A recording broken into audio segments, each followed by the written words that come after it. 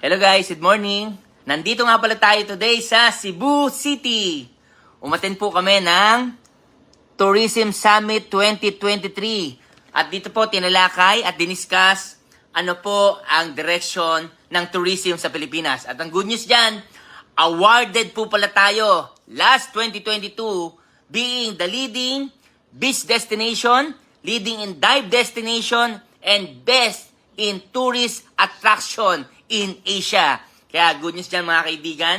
Kung tatanungin niyo po ako, best advice for me, kung anong negosyong pwede mong simulan ngayong 2023, guys, travel industry. Bumabaha na po ang tao ngayon sa mga airports.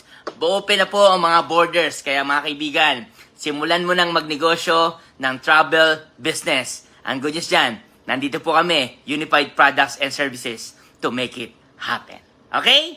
Bye-bye!